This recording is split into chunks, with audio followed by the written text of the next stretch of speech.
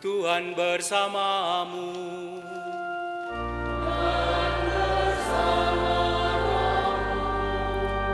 Inilah Injil suci menurut Lukas.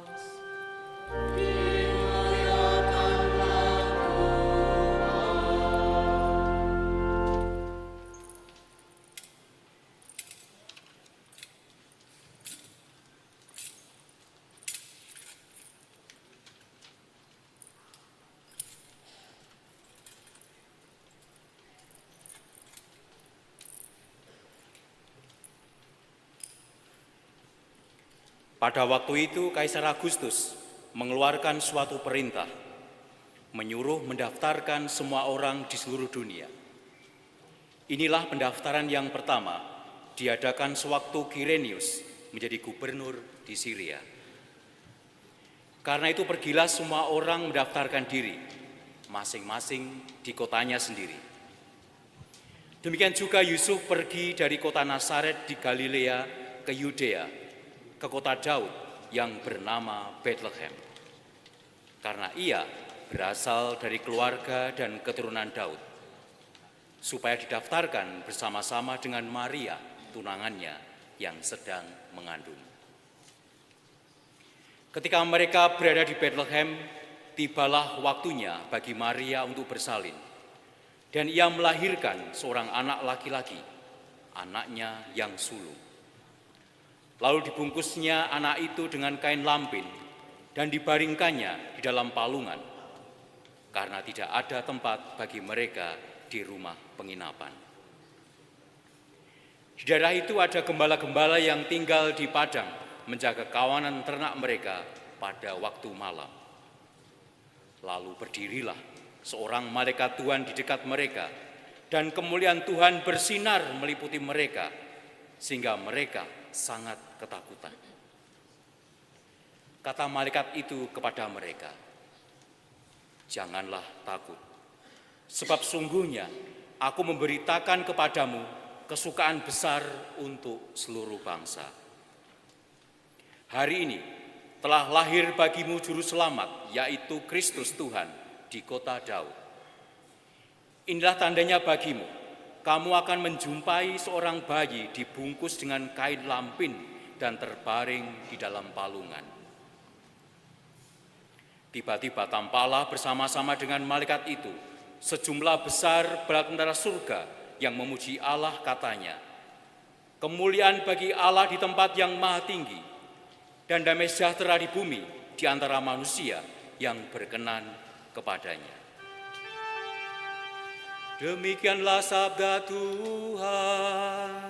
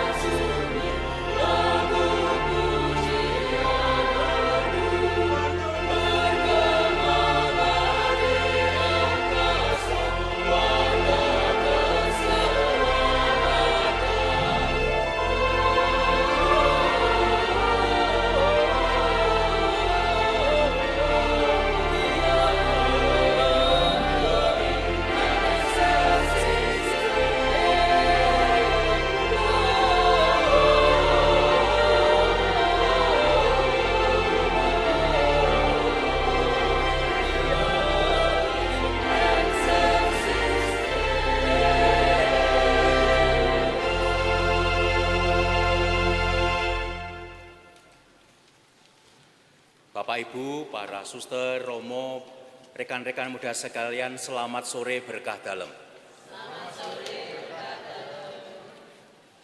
Kita sampai kepada perayaan puncak penantian kita selama 4 minggu dalam masa Advent, dalam perayaan Ekaristi malam Natal ini.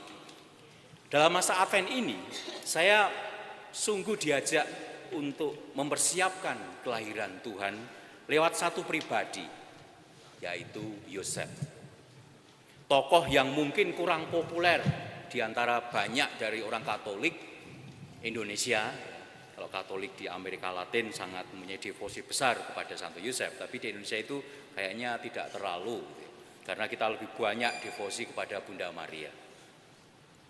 Saya menggambarkan Yosef itu seperti halnya gambar atau meme di dalam medsos, pria tidak bercerita. Nah, itulah Yosef. Sat-set tidak bercerita, langsung melakukan sesuatu. Dan Yosef ini, kalau Bapak Ibu masih ingat bacaan hari Minggu kemarin, dia sudah berpikir untuk menggagalkan pertunangannya dengan Maria demi martabat dan juga kebaikan Maria ini. Tetapi dia adalah orang yang percaya, dan dia menghidupi kepercayaan itu walaupun dalam kehidupan yang tidak mudah. Yosef memilih berjalan bersama Maria. Ia berani mengarungi samudera ketidaktahuan, samudera ketidakpastian.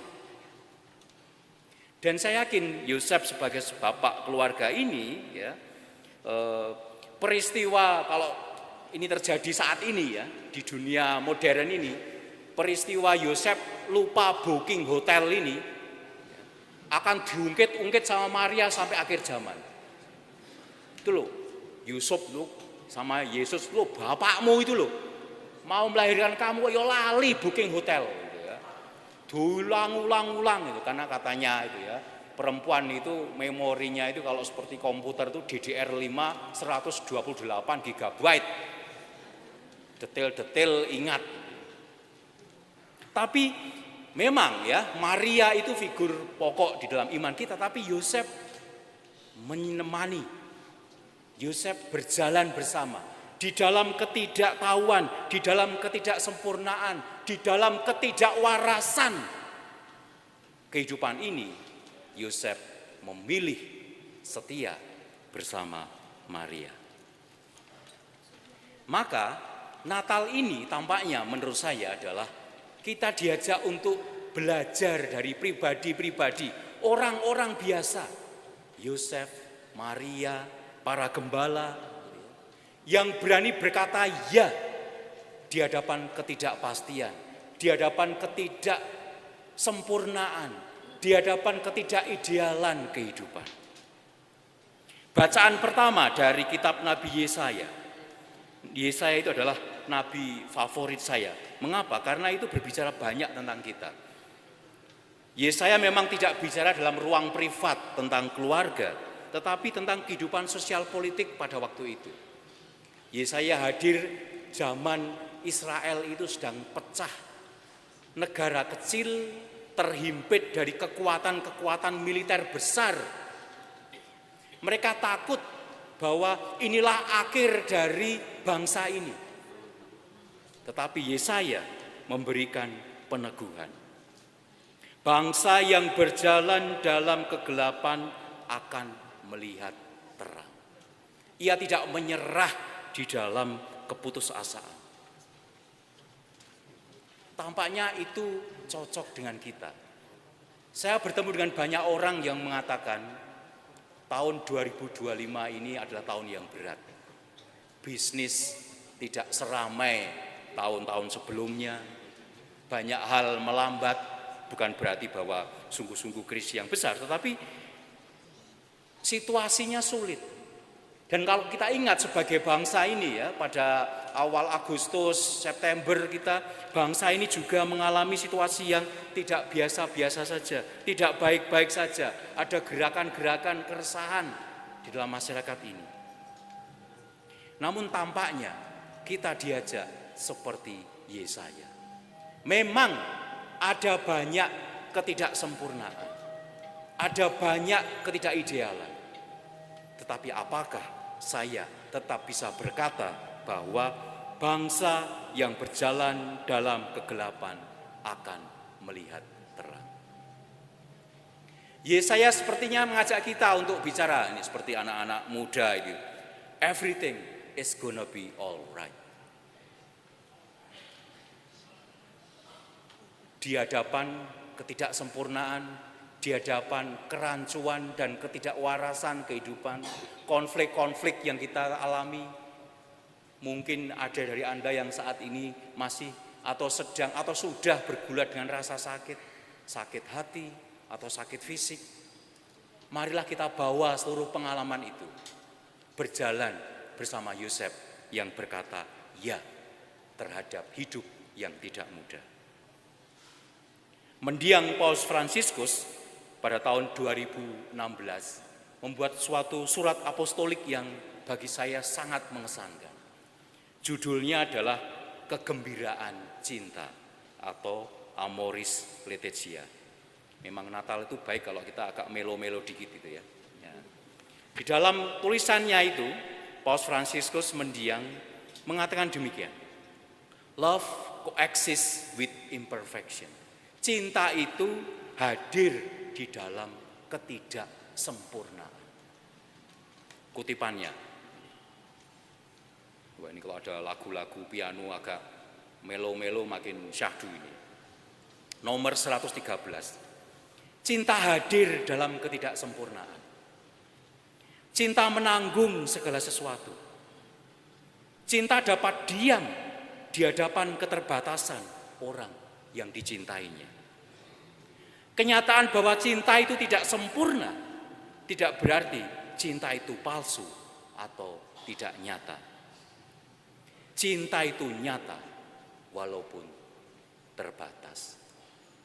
Dan saya yakin ya, Anda sekalian Bapak Ibu, bahkan mungkin para suster, para romo, jumbluan, jumblowati ini, saya kira juga akan mengalami bagaimana cinta itu diperjuangkan di dalam hidup keluarga, di dalam komunitas religius, di dalam bahkan mencintai Indonesia yang tampaknya yang orang dicintainya tidak sadar kalau dia dicintai.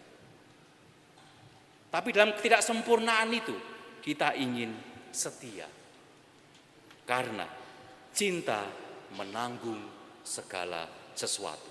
Dan saya yakin itulah yang dilakukan oleh Yosef ketika dia berjalan menuju ke Bethlehem, ke sana kemari mencari tempat penginapan. Sebagai laki-laki bingung bagaimana membantu kelahiran. Namun cinta membantu untuk menghadapi itu semua. Suatu saat saya pernah mengikuti pelatihan dengan seorang sahabat. Kebetulan saya kenal dengan sahabat itu dan seorang bapak dan istrinya. Saya sahabat dengan keluarga tersebut. Nah, karena tempat pelatihannya terbatas, maka kami terpaksa tidur bersama-sama, berdua-dua. Ya, saya langsung milih dengan dia karena tahu, kenal gitu ya. Namun saya memang tidak pernah tidur bersama dia. Oh, itu bojoku, laki-laki ya. Nah, dengan orang ngorok itu ya, saya itu punya toleransi. Ngorok level 1 itu saya sampai 3 itu masih toleran. Level 1 sampai 3 itu ngoroknya gitu ya. Itu masih 1. 3,5 itu udah gitu ya, volumenya lebih tinggi. Nah, teman saya itu level 10. Jadi pertama sudah tidak ritmis, mengganggu iman.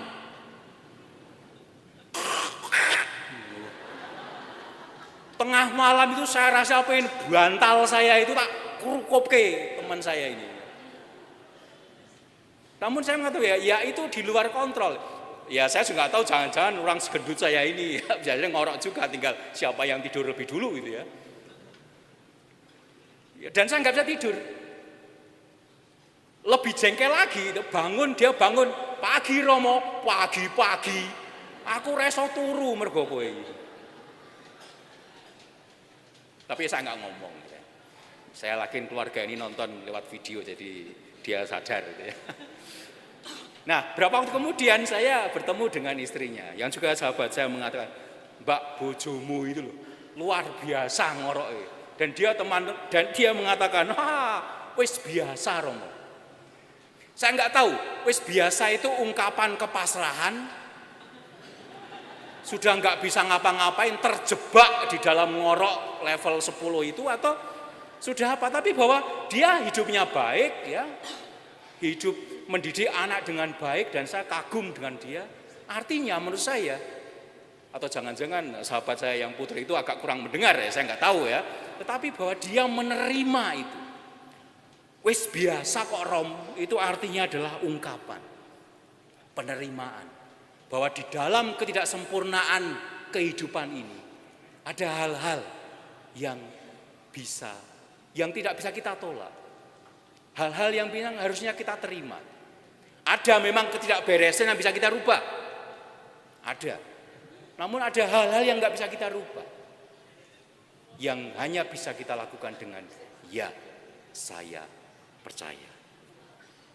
Maka bersama Yosef, Maria, dan Yesaya, mereka tidak bicara, tapi mereka beriman. Mereka menghidupi iman mereka, berkata ya di hadapan kehidupan yang tidak waras, kehidupan yang tidak jelas, namun yakin. Dan itulah Natal, keyakinan bahwa Allah berjalan bersama kita meskipun banyak tantangan hidup ini. Maka saya mengajak Anda sekalian untuk menyanyikan lagi kidung favorit seluruh jemaat Indonesia, yaitu Mazmur Tanggapan, refren. Karena inilah artinya, kalau kita melihat hidup ini sedang dalam ketidakberesan, tapi kita percaya dan menerima, maka kita bisa bergembira. Mohon Pur memulai.